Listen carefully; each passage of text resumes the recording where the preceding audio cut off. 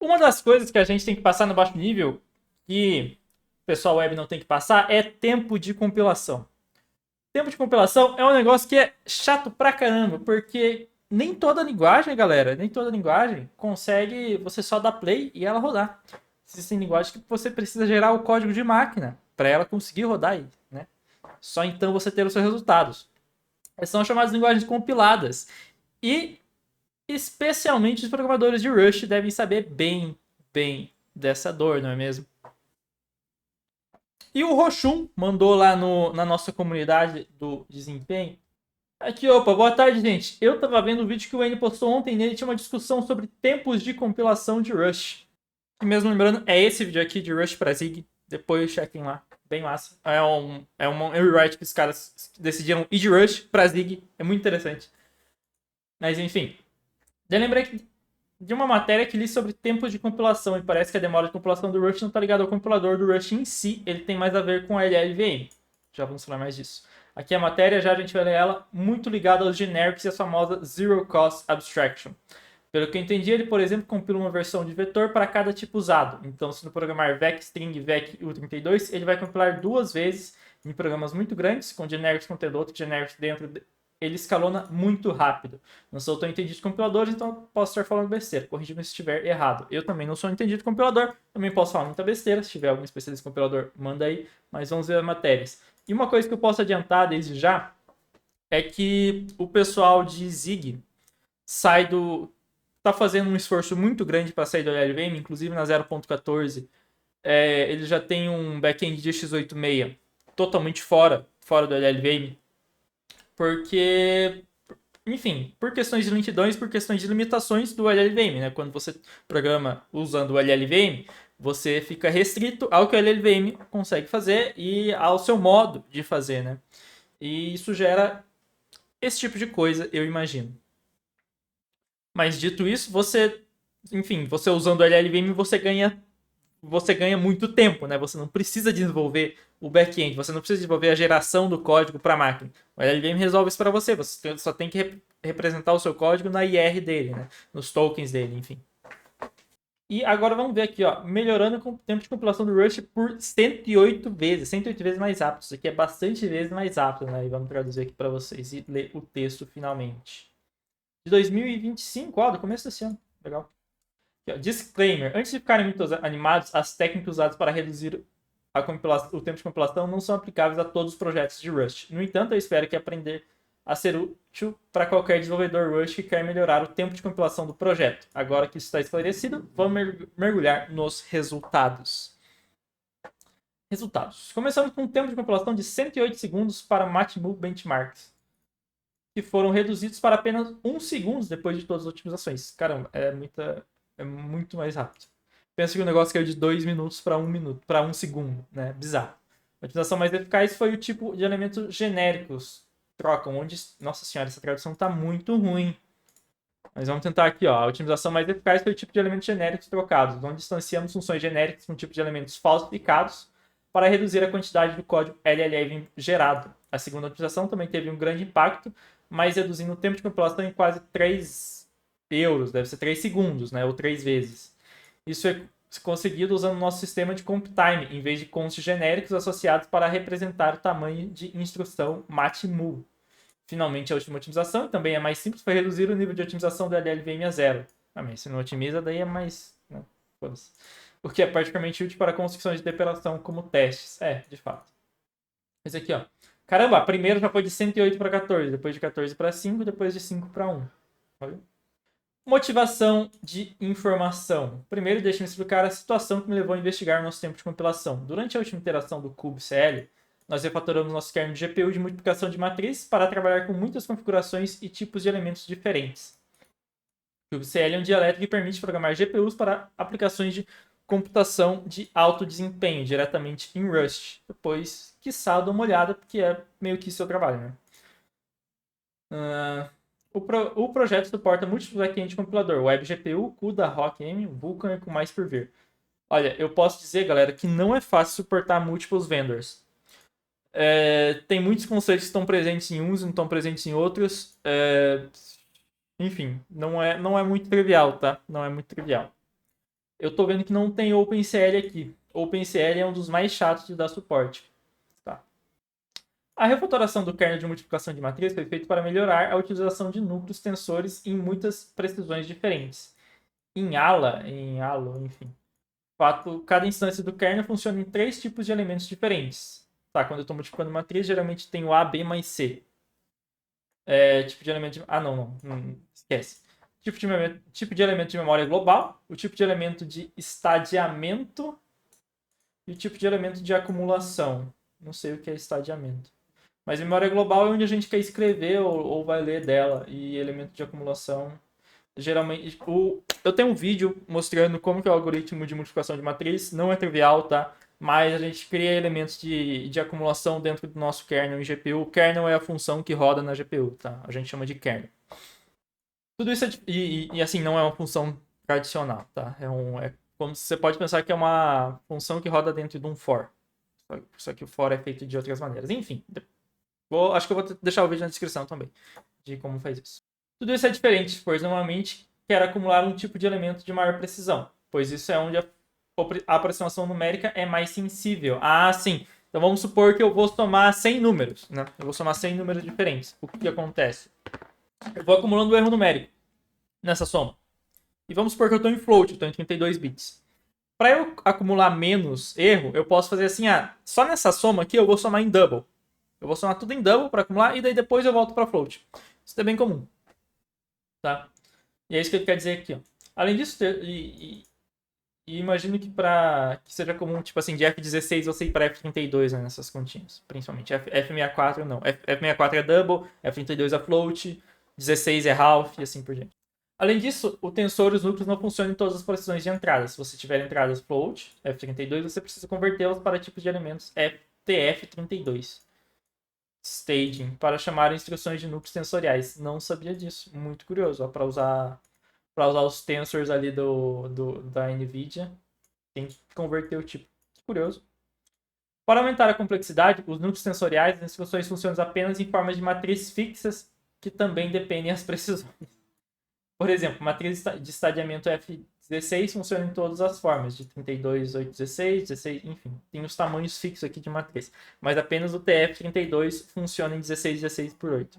Isso daqui é bem comum quando a gente começa a trabalhar em GPU também, galera. Então, os tamanhos mágicos, assim, que você tem que usar. Tipo assim, ó, isso daqui é 32. Ah, por que é 32? É 32. Porque lá no hardware, lá nos fiozinhos que ligam o outro, tem 32, então é 32. E pô, estamos falando de tempo de compilação de Rush entrou em GPU, pô, que interessante, né? Que legal. Posso falar, esse campo eu entendo um pouco, pelo menos. Tamanho de matriz também, warp size, enfim. Muita coisa que quando você vai ver lá por baixo dos panos, você tem que colocar o que a gente chama de tiling. É tiling? Não é tiling. Enfim, se a sua matriz não cabe, você pega e adiciona uns elementos a mais para ela caber. E é isso. Em nossa primeira refatoração, nós representamos a forma das matrizes suportado pelas instruções, usando os tipos de associados de const, desde que a componente de abstração faz mais sentido neste caso. Para os tipos de elementos, usamos naturalmente argumentos genéricos para características e funções, praticamente qualquer desenvolvedor faria no cenário. Ok. No entanto, com todas as combinações possíveis, acabamos com um tempo de compilação de 1 minuto e 48 usando o cache. Caramba. Você vai compilar as matrizes combinando tudo. Imagina sem combinar todos os tipos e todos os tamanhos, né? Dá bastante tempinho. Sim, você leu certo. 1 minuto e 48 apenas para reconstruir o benchmark Matmu. Se mudarmos alguma coisa no arquivo do banco. Caramba, é chatinho, né? É bem chatinho. Para fins dessa otimização, consideramos apenas incrementar a compilação usando o cache de carga, já que este é o mais importante para acelerar o tempo de iteração e desenvolvimento. Alterar uma configuração para testar se uma otimização trabalhada levou quase 2 minutos, apenas para criar o binário para executar alguns matemados. Então vamos por assim, eu estou testando o desempenho aqui, eu quero ver se eu mudar a ordem aqui melhora. Ah, beleza, ó, dá play, espera 2 minutos para dar play, né? Isso não é legal. Por que é tão lento? Bem, precisamos entender que o compilador Rust é realmente muito rápido. Tá bom. É tão rápido assim porque levou 2 minutos, né? As partes lentas são a ligação e o LLVM. Tá, mas você está separando o compilador do Rust do LLVM? Como? Não usa LLVM? A melhor forma de melhorar o tempo de compilação é para reduzir a quantidade de LLVM e IR gerado. É o que eu comentei com vocês, a interpretação IR é Intermediate Representation, é representação intermediária do seu código que a LLVM usa para gerar o código de máquina. É como se fosse a linguagem universal da LLVM. Em nosso caso específico, cada combinação do Matmul geraria toda nova função. É isso que significa abstração de custo zero. Lá não é um despacho dinâmico. Cada tipo de alteração duplica o código para melhorar o desempenho ao custo de um binário maior. Dynamic Dispatch. Não é Dynamic Dispatch, ok. Antes de tudo, nossas otimizações, o binário gerado foi de 29 megas. E depois reduzimos para 2.5 megas, uma enorme diferença. Isso, inclusive, é uma coisa que o pessoal de WebAssembly pega bastante de Rush não ter... Acho que não ter Dynamic Dispatch, você acaba aumentando muito o tamanho de binário. E isso para a web, né, impacta bastante, porque uma das maiores medidas de desempenho é o tamanho o tamanho do arquivo que você está mandando para a rede, né? Você tem que mandar um binário de 30 megas por rede para o cara conseguir usar alguma coisa. Foda, né? Meio que inviabiliza. Para reduzir a quantidade de código gerado, tivemos que usar... Enfim, estou falando de WebAssembly, né? Não tem nada a ver com esse caso, né? Nem sei por que eu falei 30 megas. Mas só um parênteses. Para reduzir a quantidade de código gerado, tivemos que usar diferentes técnicas de Rush para fazer nossas abstrações para os componentes Matmul. Em nosso caso, não precisamos de abstração de custo zero, uma vez que o código está escrito em Rush. Para os componentes Matmul, realmente gera o código que é usado para compilar em tempo de execução um kernel que será executado na GPU. Apenas o código da GPU precisa ser rápido. Sim, o código de Rush leva quase não tempo durante o tempo de execução, ou seja, muito rápido. Só o código da GPU que toma mais tempo, o código Rush tanto faz. A abstração de custo zero seria realmente ideal em um cenário onde realizaríamos a compilação com antecedência de os grãos. Ó, tem falando os grãos, hein? Lá ele. Já se perguntou por que libtorch ou cublast tem executáveis que são gigabytes em tamanho? Assim, é muito chato usar qualquer coisa em CUDA que é qualquer coisa grande pra caralho, velho. É muito chato. Bem, porque todos os núcleos para todas as precisões, com todos os casos, todos os edge cases devem ser compilados para acelerar a execução em tempo de execução. Isso é necessário em uma carga de trabalho com computação pesada, como Deep Learning, né? Aprendizado profundo. No entanto, o kubectl é diferente. Ele executa a compilação DIT, portanto, não precisamos compilar todas as variações possíveis antes do tempo criando o binário. Podemos usar abstrações dinâmicas em vez disso. Isto é, uma das duas otimizações que fizemos para os componentes Matmul, em vez de confiar em tipos associados de const, aproveitamos o sistema de computing para ter dinamicamente acesso aos tamanhos de instruções durante a compilação de um kernel em tempo de execução. Eu vou fingir que eu entendi, tá? Essa é realmente a segunda otimização que fizemos, que nos ajudou a ir de compilação de 14 segundos para cerca de 5 segundos. Eu vou fingir que eu entendi isso daqui. No entanto, a maior otimização foi muito difícil de realizar e é ligado aos tipos de elementos genéricos passados em cada função. Nós ainda assim queríamos usar a abstração de custo zero neste caso. Desde que passou por aí um enum listar em que elementos as operações do tipo então seriam terríveis em termos de experiência de desenvolvedor. Acho que eles estavam falando de usar um enum para fazer as coisas e falar, isso daqui é ruim pro dev. A tradução não ajuda, galera. A tradução não ajuda, peço perdão. No entanto, a dica para melhorar o nosso tempo de compilação era que quando você escreve uma função que será executada em GPU, temos o atributo no top, cube. A questão é a tradução horrível, né? Enfim. Queremos que o código pareça e se sinta como Rush normal, mas a macro realmente analisa o código Rush escrito e gera outra função, que normalmente chamamos de função expandida, onde o R da GPU real é construído para a função. A representação intermediária da GPU, de verdade. Isso é legal. Então eles geram o IR para a GPU, não para o Rush, né? Isso é muito bom. Muito bom. A LLVM consegue compilar para a GPU, tá, galera? Isso é muito interessante. E faz com que qualquer linguagem que use LLVM, né, você consiga, tipo assim, programar em GPU para ela. Isso é claro, a linguagem tem que ter as primitivas para você gerar o IR de GPU. Esse código vai realmente funcionar durante o tempo de execução, né? O código que o usuário está escrevendo. Os tipos de elementos genéricos são usados apenas para converter o tipo de elemento genérico no elemento IR enum do tipo. Nas funções de expansão também passamos com um texto onde todo IR localizou-se. Eu também vou fingir que eu entendi isso daqui. Então a otimização era passar um falso tipo de elemento genérico, chamado float expand, em vez do tipo de elemento real, como F32. Quando compilando um kernel, primeiro registramos o tipo do elemento real no contexto, usando o item genérico dos const para diferenciar múltiplos tipos de elementos, se uma função tem vários tipos de elementos genéricos. Desde então, nós sempre chamamos a função de expansão com os mesmos itens genéricos exatos para todos os tipos de elementos. Nós só geramos uma instância dessa função e os tipos de elementos são buscados em tempo de execução usando o contexto. Eu não entendi se é em tempo de execução da GPU ou se é em tempo de execução do Rush. Mas eles... Então você não tem que registrar tipo F8, F16, F32, F64, você registra um tipo e você faz uma gambiarra para em um runtime você pegar o tipo que você está usando, né? A parte mais tediosa foi realmente implementar essa otimização, tentando não quebrar nossos componentes. O maior problema causado por essa otimização é que não podemos suportar dependências genéricas entre características sobre o tipo de elemento nas funções do lançamento do kubectl. Então tem um Atmo aqui float e instruction, que é do tipo float. Ok. E antes era assim e daí depois ficou assim? Talvez seja. Mas faz sentido, não queremos recompilar todas as instruções tipos para todas as diferentes precisões. Desde a nossa otimização é ativando nos limites do código da CPU e do código da GPU, onde funções Cube Functions, né, são identificadas como incissáveis, tá? Precisando da característica genérica para não ter uma dependência do tipo de elemento. Então, a própria função gerada em GPU tem que ser genérica e não depender do tipo. Eles vão ser trocados pela nossa macro. Usamos tipos genéricos associados em vez de traços com tipos de elementos genéricos. Isso é conhecido como padrão familiar, family pattern, onde uma característica está descrevendo uma família de tipos. Então, instruction family aqui, type instruction, float instruction, trait instruction, que executa. Ok. Usando este padrão, podemos injetar o tipo de família nos limites de código da CPU e GPU e instalem o tipo da instrução interna com o expandir do tipo do elemento. Pô, muito interessante, galera. Eu não entendi muita coisa, mas é muito interessante, tá? Eu não entendi muita coisa, mas suponhamos que eu entendi a ideia, mas então de parabéns nessa melhora aí. Ligando a maioria dos componentes para o novo paradão, reduzimos o tempo de compilação de 1 minuto e 48 para cerca de 14 segundos, que é uma puta redução.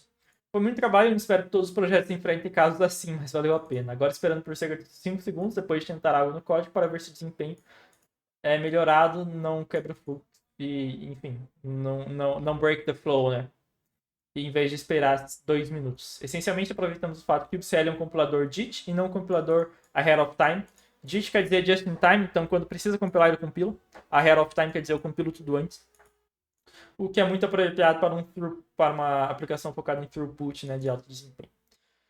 Jogando configurações de otimização do LLVM, nossos benchmarks eles também só colocar aqui o nível de otimização 0 para quando for rodar esses benchmarks.